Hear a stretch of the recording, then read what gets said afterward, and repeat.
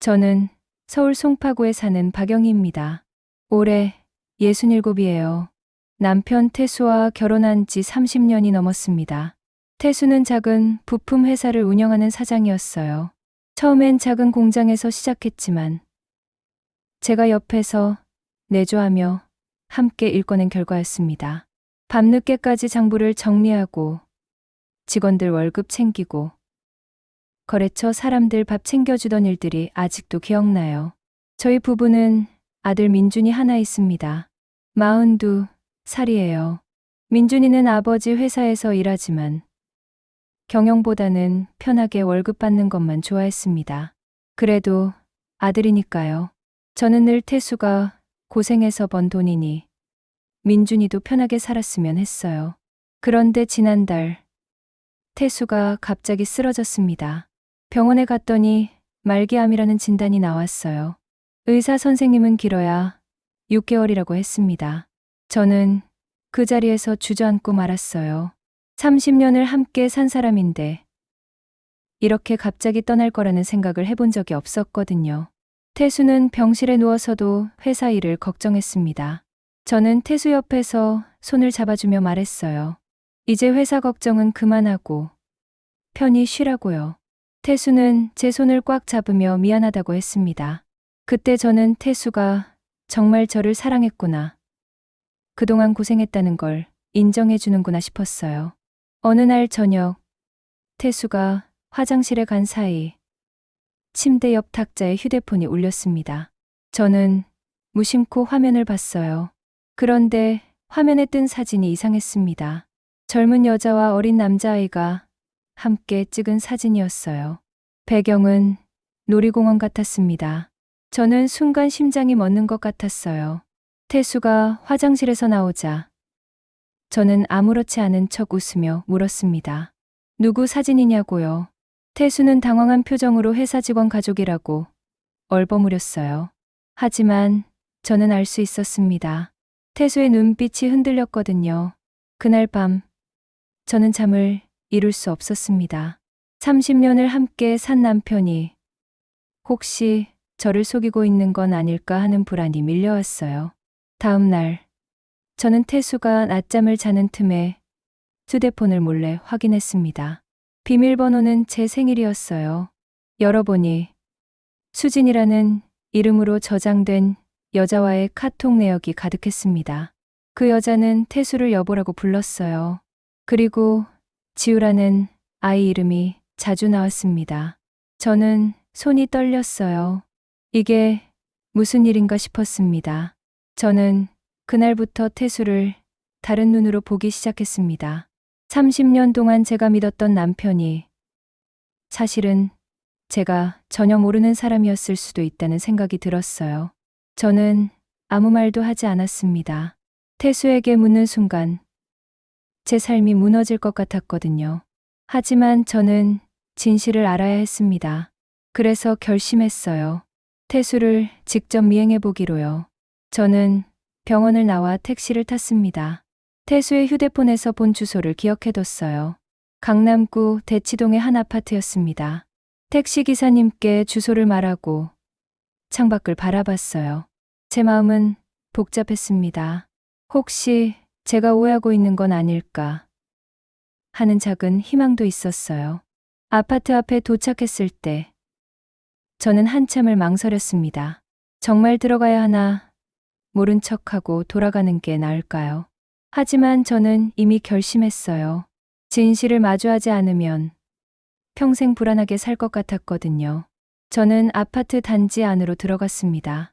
경비실을 지나칠 때 심장이 쿵쿵 뛰었어요. 엘리베이터를 타고 12층으로 올라갔습니다. 복도를 천천히 걸으며 호수를 확인했어요.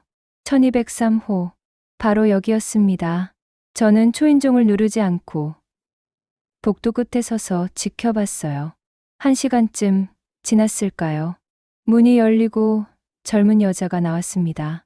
35쯤 돼 보였어요. 화장을 진하게 하고 명품 가방을 들고 있었습니다. 그 여자 옆에는 10살쯤 된 남자아이가 있었어요. 아이는 여자를 엄마라고 불렀습니다. 저는 숨을 죽이고 그들을 따라갔어요. 그들은 아파트 지하 주차장으로 내려갔습니다. 그리고 벤츠를 타고 나갔어요. 저는 그 차량 번호를 메모했습니다. 나중에 확인해 보니 그 차는 태수명이었어요. 저는 그날 집으로 돌아와 아무 말도 하지 못했습니다. 민준이가 저녁 먹으러 오라고 했지만 식욕이 없었어요. 저는 방에 들어가 이불을 뒤집어 쓰고 울었습니다. 30년 동안 제가 뭐 했나 싶었어요. 남편을 믿고, 가정을 지키고, 아들을 키우고, 그런데 그 남편이 다른 여자와 아이를 몰래 키우고 있었다니요. 다음 날, 저는 다시 병원으로 갔습니다. 태수는 여전히 병실에 누워 있었어요. 저는 태수를 보며 생각했습니다. 이 사람이 정말 저를 사랑했을까요? 아니면 저는 그저 집안일 하는 사람이었을까요? 태수는 제게 물 한 잔 달라고 했어요. 저는 물을 따르며 조용히 물었습니다. 수진이가 누구냐고요? 태수의 얼굴이 하얗게 질렸습니다. 저는 더 이상 참을 수 없었어요. 제가 강남 아파트에 다녀온 이야기를 했습니다. 그 여자와 아이를 봤다고요. 태수는 한참을 입을 다물고 있다가 결국 고백했습니다. 15년 전부터 수진과 만나왔고 지우라는 아들이 있다고요. 저는 그 말을 듣는 순간 눈앞이 캄캄했어요. 태수는 미안하다고 했습니다. 하지만 저는 더 이상 그 말을 듣고 싶지 않았어요. 저는 병실을 나와 복도에 주저앉았습니다. 간호사들이 괜찮냐고 물었지만 저는 대답할 수 없었어요. 제 삶이 송두리째 무너지는 기분이었거든요. 30년이 한순간에 거짓이 된 것 같았습니다. 그날 밤, 저는 집에 돌아와 태수의 서재를 뒤졌습니다. 혹시 더 숨긴 게 있을까 싶어서요. 그리고 발견했어요. 태수가 몇 년 전부터 수진 명의로 부동산을 사두었다는 증거를요. 등기부등본 사본이 서랍 깊숙이 숨겨져 있었습니다. 저는 그제야 깨달았어요. 태수는 이미 오래전부터 저를 버릴 준비를 하고 있었구나 하고요. 저는 며칠 동안 아무것도 하지 못했습니다. 밥도 제대로 먹지 않았어요. 민준이가 걱정해서 무슨 일이냐고 물었지만 저는 차마 말할 수 없었습니다. 아들에게 아버지가 다른 여자와 아이를 키웠다고 어떻게 말해요? 민준이는 아버지를 존경했거든요. 태수의 병세는 점점 나빠졌습니다. 의사는 이제 한 달 정도밖에 남지 않았다고 했어요. 저는 병실에 가지 않았습니다. 태수가 전화를 몇 번 했지만 받지 않았어요. 태수는 문자를 보냈습니다. 미안하다고, 한 번만 용서해달라고요. 하지만 저는 답장하지 않았습니다. 어느 날 민준이가 제게 찾아왔습니다. 아버지가 저를 보고 싶어 한다고 했어요. 저는 민준에게 진실을 말해야 할지 고민했습니다. 하지만 민준이는 이미 눈치챈 듯 했어요. 민준이는 조용히 물었습니다. 엄마, 아버지가 뭘 잘못한 거예요.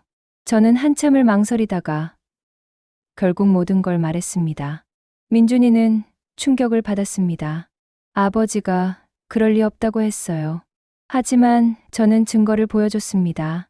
휴대폰 사진, 카톡 내역, 부동산 등기부등본까지요. 민준이는 서류를 보더니 얼굴이 창백해졌어요. 그리고 분노했습니다. 아버지를 찾아가 따지겠다고 했어요. 저는 민준이를 말렸습니다. 지금은 냉정하게 대처해야 한다고요. 저는 민준이와 함께 변호사를 찾아가기로 했습니다. 제가 아는 최 변호사님이 계셨어요.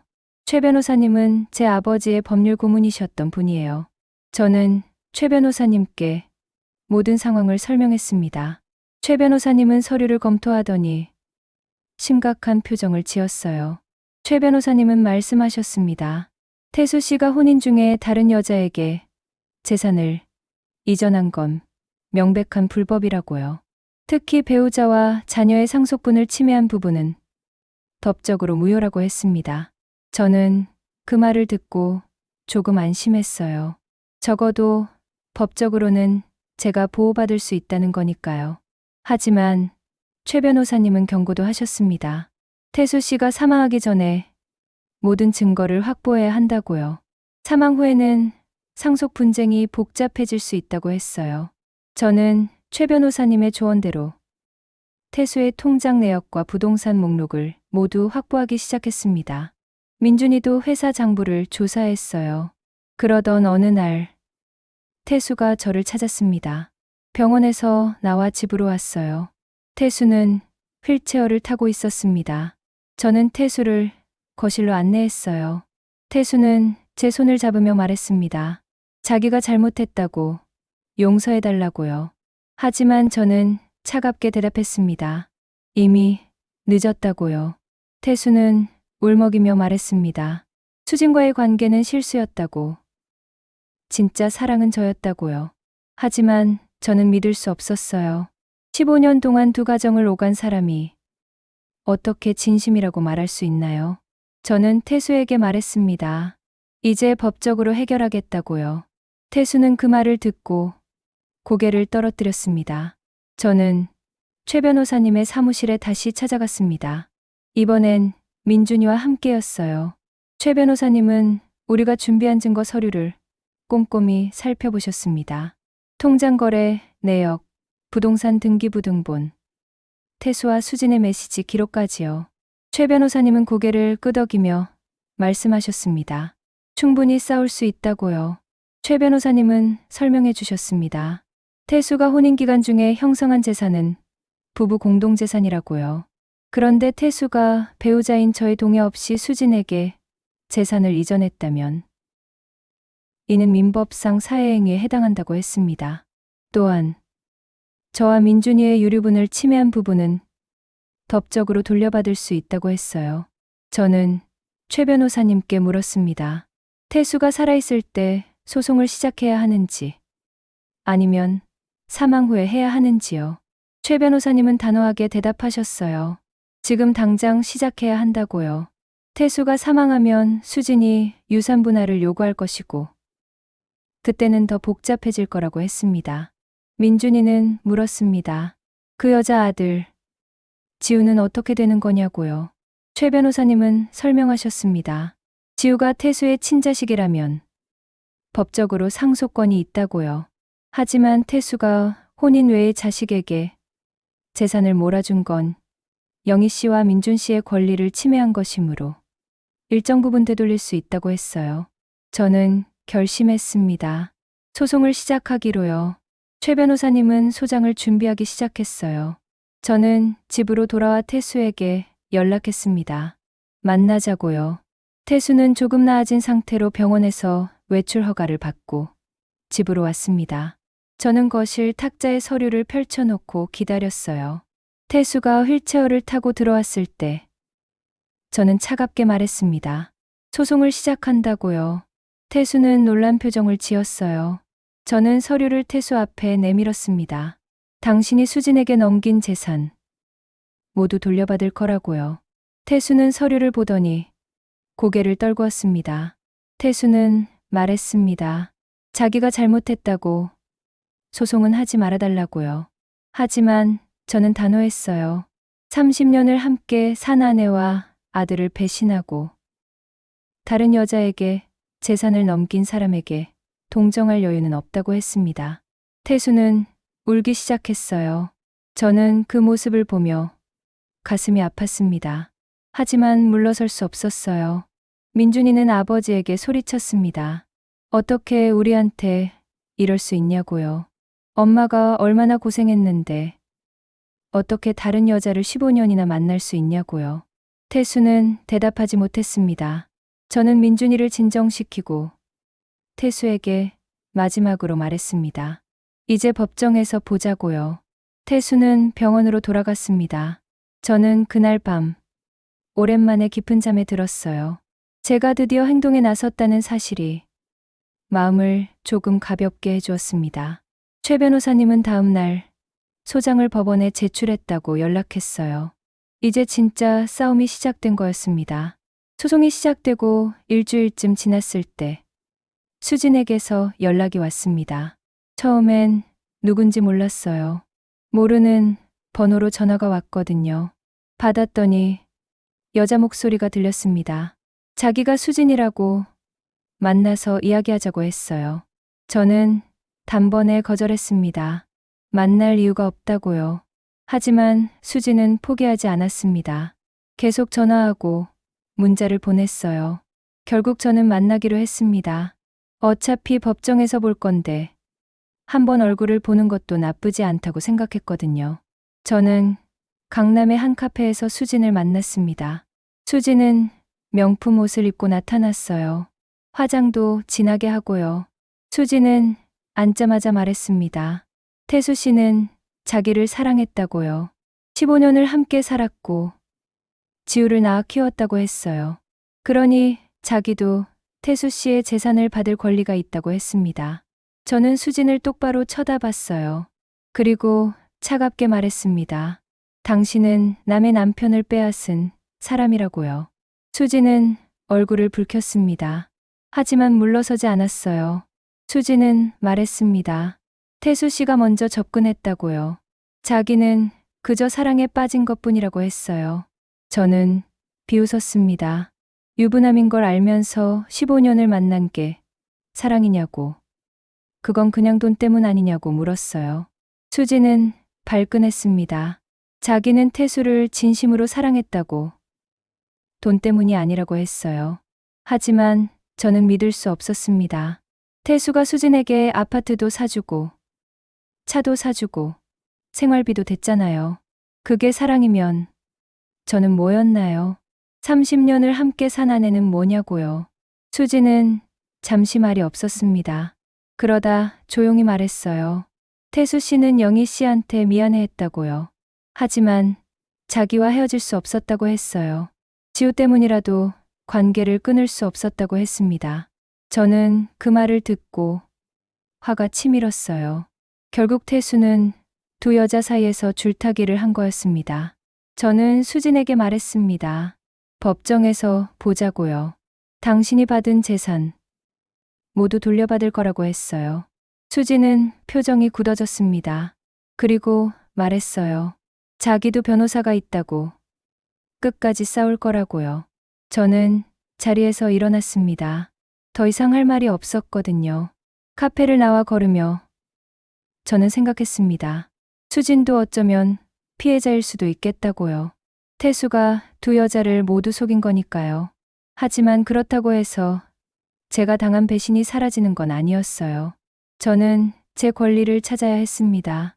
30년의 세월을 지키기 위해서라도요. 집으로 돌아오니 민준이가 기다리고 있었습니다. 민준이는 물었어요. 그 여자 만나고 왔냐고요. 저는 고개를 끄덕였습니다. 민준이는 어땠냐고 물었어요. 저는 대답했습니다. 뻔뻔하더라고요. 민준이는 한숨을 쉬었습니다. 그리고 말했어요. 엄마, 우리 꼭 이겨야 해요. 저는 민준이의 손을 잡았습니다. 그리고 약속했어요. 반드시 이길 거라고요. 최 변호사님도 자신 있다고 했으니까요.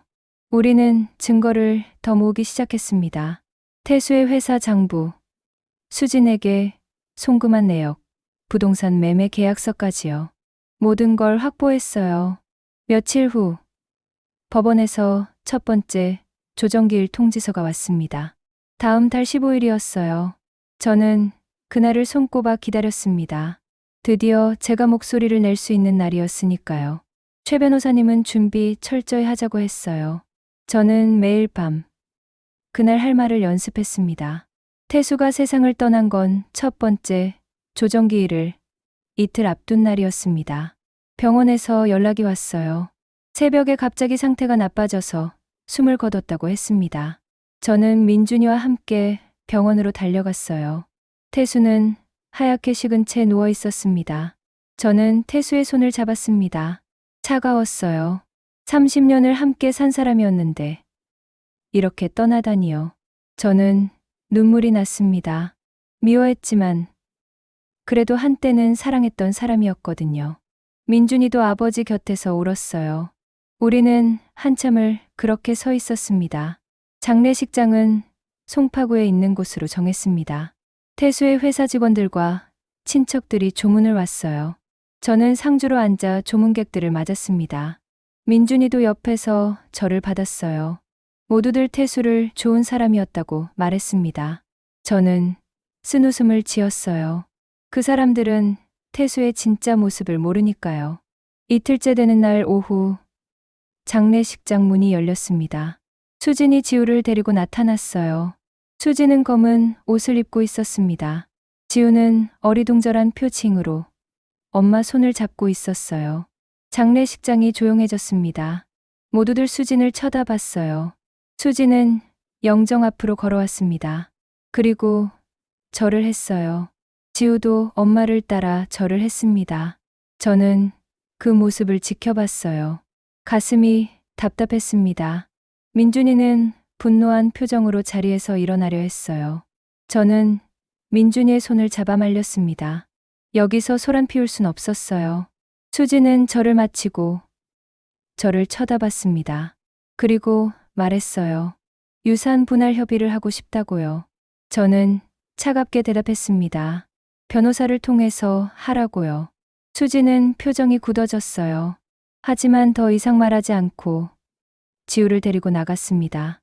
조문객들이 수군거렸습니다. 누구냐고, 무슨 관계냐고요. 저는 아무 대꾸도 하지 않았어요. 민준이도 입을 다물고 있었습니다. 장례식이 끝날 때까지 저는 그저 자리를 지켰어요. 30년을 함께 산 아내로서 마지막 의무를 다하는 거였습니다.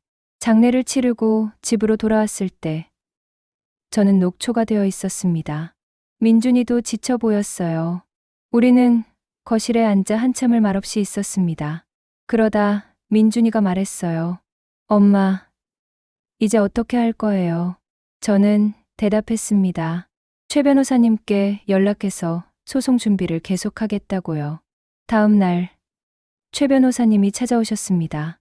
태수가 사망했으니 이제 상속 분쟁이 본격화될 거라고 했어요. 수진이 유산 분할을 요구할 것이고 지우도 상속인으로 인정될 거라고 했습니다. 하지만 최 변호사님은 자신 있게 말씀하셨어요. 우리가 준비한 증거로 충분히 이길 수 있다고요.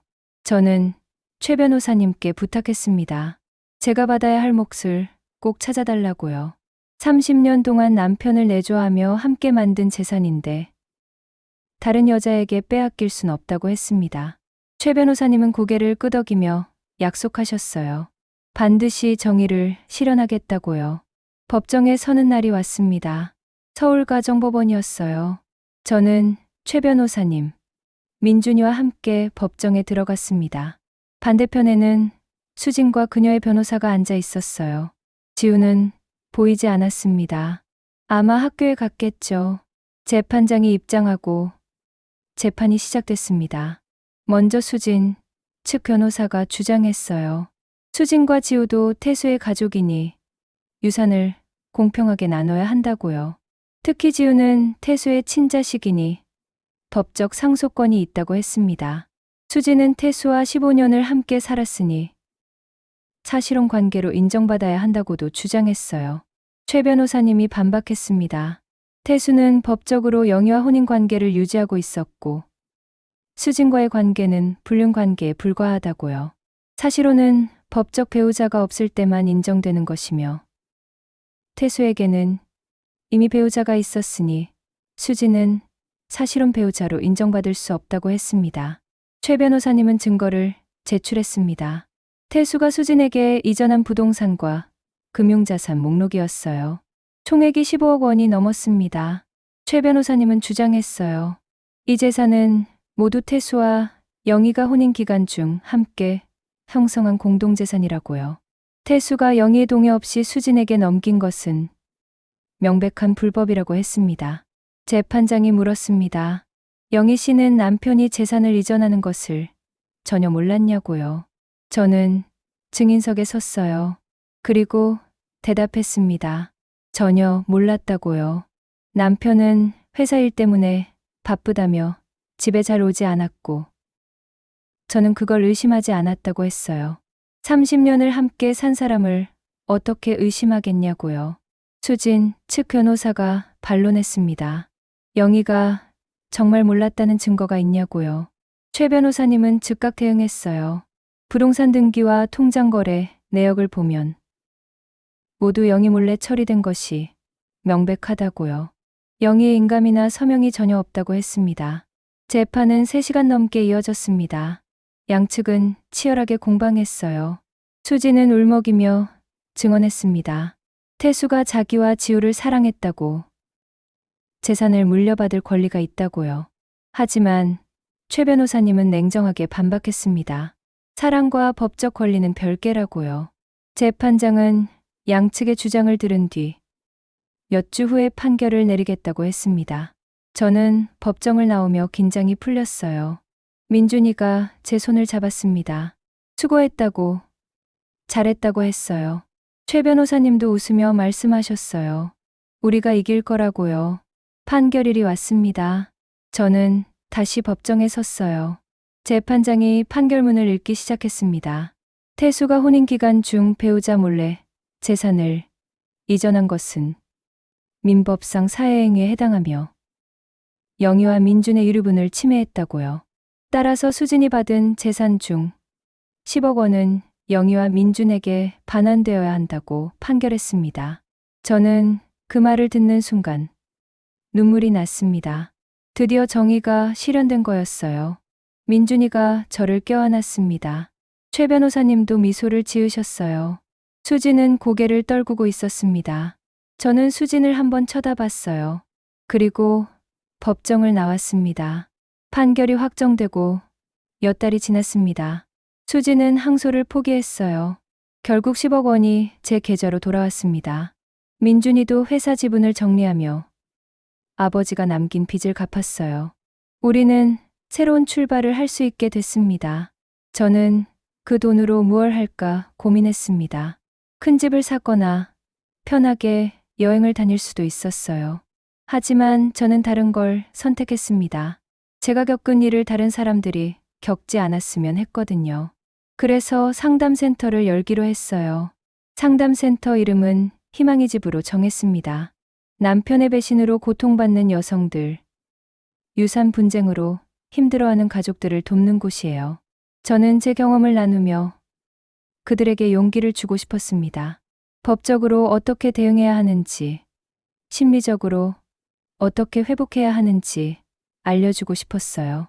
센터를 열고 첫 상담자가 왔을 때 저는 떨렸습니다.